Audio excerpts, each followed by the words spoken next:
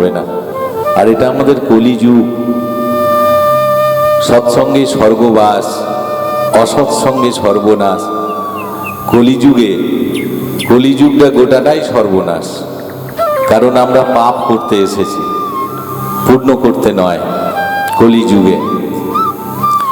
তাই আমরা নিজের ছেলেদেরকে ঠিকমতো মানুষ করতে পারি না, নিজের সংসারটা ঠিক করে চালাতে পারি না নিজের দোষে। কারণ আজকের দিনে যারা ছোট ছেলে, তারা তাদের মা বাবাকে শ্রদ্ধা ভক্তি করতে ভুলে গেছে। ছেলেদের দোষ নেই। সকালবেলা যখন স্কুলে যায়, মা স্কুলের দেখবেন টিফিন করে দেয়, এবং সর্বপ্রথম বাড়ি আসে তখন কি পড়েছে জিজ্ঞেস না করে আগে দেখে টিফিনটা খেয়েছে কিনা। ঠিক বলছি? ঠিক কথা। কি পড়লি কি হলো সেটা দেখে না, যে টিফিনটা ঠিক খেয়েছে কিনা এটা আগে লক্ষ্য রাখে। জিজ্ঞেস করবে যে সবগুলো খেয়েছিস তো? বলল না, 4টে পাউরুটি দিয়েছিলে, 2টো বন্ধুকে দিয়েছি, 2জনকে, আমি একটা। মা তখন বলছে, টিফিনটা তোকে খাবার জন্য দিয়েছিলাম, বন্ধুদিকে দেবার জন্য নয়। আবার পরের দিন আবার বন্ধুদিকে দিয়েছে। জিজ্ঞেস করছে, আজকে তুই একা খেয়েছিস না বন্ধুদেরকে দিয়েছিস? বলে আজকেও দিয়েছি। বলে এর পরে যদি কোনোদিন বন্ধুদিকে দিস, আর স্কুলে টিফিনই দেবো না তোকে, কারণ টিফিনটা তোকে খাবার জন্য দেওয়া হয়, অন্য কারোর জন্য নয়। তোকেই খেতে হবে, তোর জন্য মানে দেওয়া আছে, অন্য কাউকে দেওয়া যাবে না।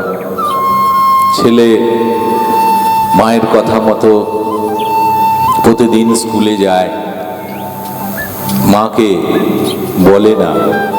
দু একদিন যাদেরকে দিয়ে এসেছে আর কি দেবো না বলতে পারে? দেয়। কিন্তু সেই মানসিকতাটা ছেলেটার মধ্যে তৈরি হয়ে গেল যে মা বলেছে নিজের জিনিস নিজে ছাড়া অন্য কেউ যেন না পায়। ছেলে বড় হলো, চাকরি পেল, মা বাড়িতে ছেলেকে বলছে, আমাদের একটু অভাব, একটু টাকা পয়সা পাঠা। বলল, কেন মা?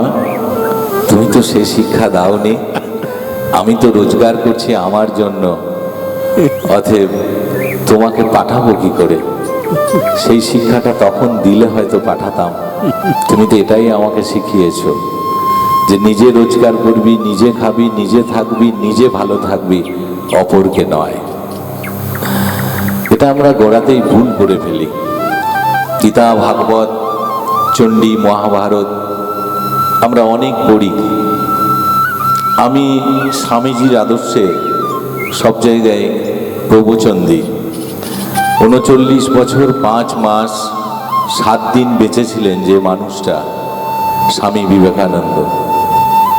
আজকে গোটা পৃথিবীতে তার নাম, সনাতন ধর্মের জন্য গোটা বিশ্বে তিনি যা করেছেন আর দ্বিতীয় কেউ করেছে বলে মনে হয় না। আমরা বড় বড় চাকরি করি, বড় বড় কোম্পানিতে, টাটা হোক, রিলায়েন্স হোক, আদানি হোক, 3 লাখ 4 লাখ 5 লাখ টাকা মাইনে পায়। যে মাইনে পায় তার বাড়িতে কোনোদিন ওই গৌতম আদানির ছবিও থাকবে না, রতন টাটারও ছবি নেই, অনিল আম্বানি, মুকেশ আম্বানিরও ছবি নেই, কিন্তু স্বামী বিবেকানন্দর ছবিটা থাকবে। কি গো, থাকে না বাড়িতে? ঠিক থাকে তো, প্রত্যেকটা স্কুলে আছে। তাহলে সেই জায়গায় তিনি মারা গেছেন, কিন্তু শরীরটা চলে গেছে, তার কর্মটা সারা জীবন এই পৃথিবী যতদিন থাকবে তার কর্মটা বেঁচে থাকবে। জন্ম হয় ভগবানের আশীর্বাদে, মৃত্যু হচ্ছে সময়ের অপেক্ষা, মৃত্যুর পর মানুষের মধ্যে বেঁচে থাকাটা হচ্ছে কর্মের অপেক্ষা। ভালো কাজে মনোনিবেশ করতে হবে, মানুষকে সেবা মানসিকতা নিয়ে চলতে হবে, তাহলেই ধর্ম করা হবে।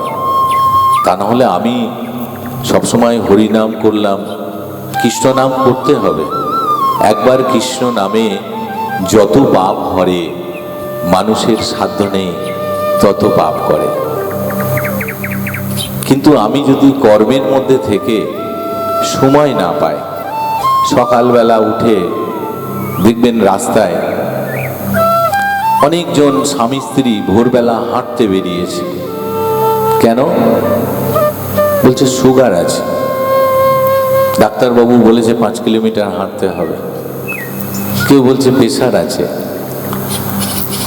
তারা সকালে হাঁটছে তাদের রোগ সারানোর জন্য, আর যারা তাদের সংসার চালানোর জন্য 10 কিলোমিটার দূর থেকে সাইকেল নিয়ে এখানে কাজে আসছে, কেউ 2 কিলোমিটার হেঁটে আসছে, তার টোটো ভাড়া দেবার ক্ষমতা নেই। আপ ডাউন 20 টাকা খরচা হলে সেটা তার সংসারে কাজে লাগবে।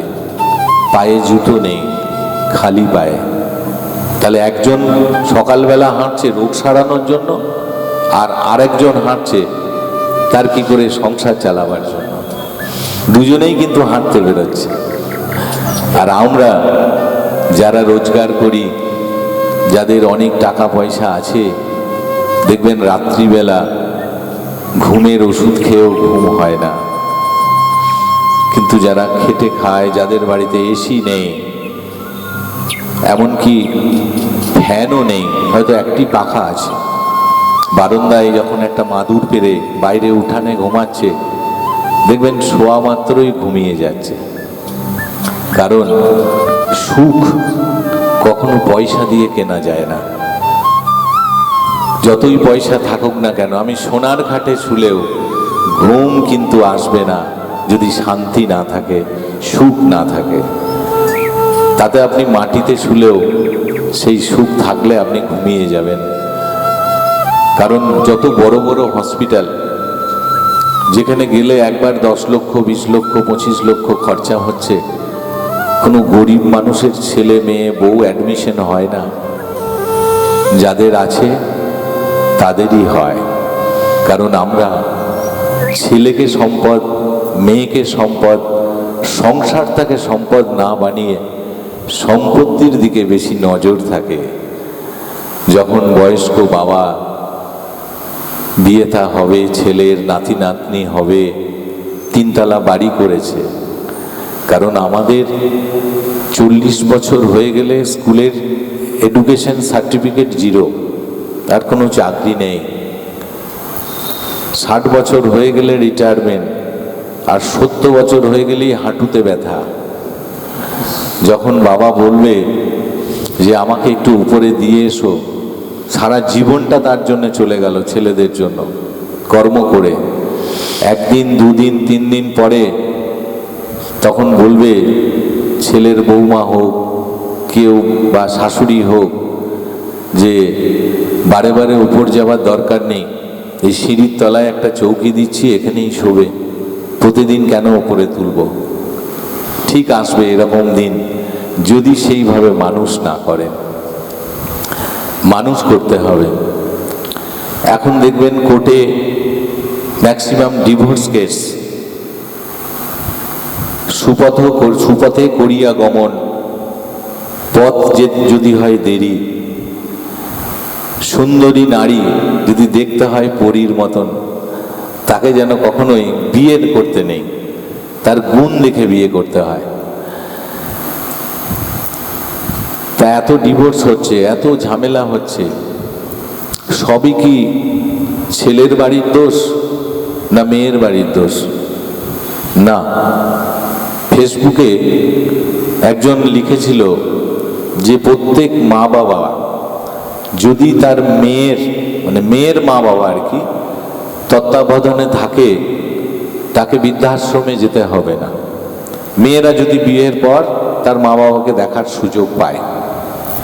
তা আমি তাকে উত্তর দিয়েছিলাম, যারা শ্বশুর বাড়ি গিয়েও নিজের মা বাবাকে সেবা করার কথা ভাবছে, শ্বশুর বাড়ির শ্বশুর শাশুড়ি না ভেবে তাকে যদি মা বাবা ভাবে, তাহলে আর কিন্তু বৃদ্ধাশ্রম থাকবে না। গৌর হরি বল। হরি বল হরি বল হরি রাধে বল রাধে। হরি বল